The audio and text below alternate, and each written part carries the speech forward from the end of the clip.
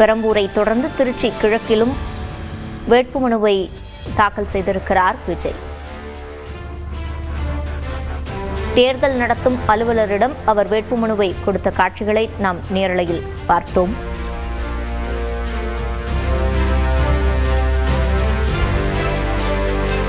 தேர்தல் அலுவலகம் வாயிலில் தற்போது மக்கள் கூடியிருக்கும் காட்சிகளை பார்க்க முடிகிறது. தவிக தொண்டர்கள் அங்கு குழுமியிருக்கின்றனர்.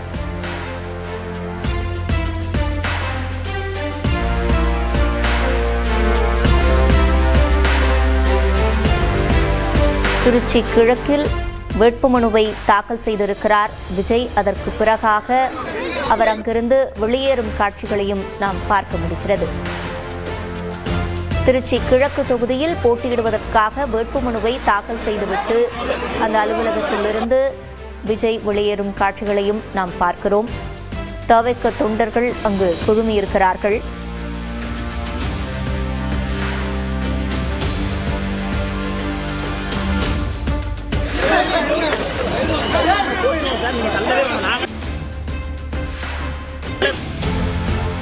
தொடர்ந்து கூடுதல் விவரங்களை செய்தியாளர் ரகுவரனிடம் கேட்கலாம். ரகுவரன், முழுமையான விவரங்கள்.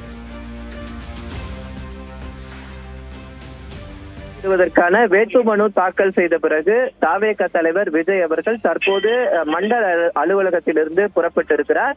தனது அந்த தொகுதியில் முதல் பிரச்சாரத்தையும் இன்னும் சிறிது நேரத்தில் அவர் தொடங்க இருக்கிறார்.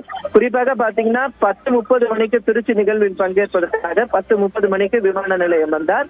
சரியாக தற்போது பாத்தீங்கன்னா 12:20 மணிக்கு வேட்புமனு தாக்கல் செய்த அவர் தற்போது மண்டல அலுவலகத்திலிருந்து அந்த பிரச்சார வாகனத்தின் மூலமாக வெளியே வந்திருக்கிறார். பிரச்சார வாகனத்திற்கு வெளியே இருக்கக்கூடிய தொண்டர்களிடம் அவர் கையசைத்தவாறு ரோட் ஷோ செல்லக்கூடிய காட்சிகளை நம்ம தற்போது பார்க்க இருக்கிறோம். குறிப்பாக இந்த பிரச்சாரம் மண்டல அலுவலகத்திலிருந்து பிரச்சாரம் நடைபெறும் இடம் பாத்தீங்கன்னா ஒரு 200 மீட்டர் தான். அந்த இதுக்கு தற்போது பாத்தீங்கன்னா வெளியே இருக்கக்கூடிய மக்களை அவர் பார்த்து கையசைத்தவாறே சென்று கொண்டிருக்கிறார். அந்த காட்சிகளை தான் நம்ம தற்போது பார்த்து கொண்டிருக்கிறோம். விஜயின் பிரச்சாரம் முதலாக தொடங்கிய இடமும் பாத்தீங்கன்னா இந்த இடம் தான்.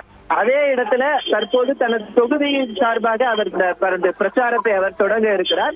இன்னும் சிறிது நேரத்தில் விஜய் அவர்கள் திருச்சி கிழக்கு தொகுதிக்கு உட்பட்ட மரக்கடை பகுதியில் பிரச்சாரம் செய்ய உள்ளார்.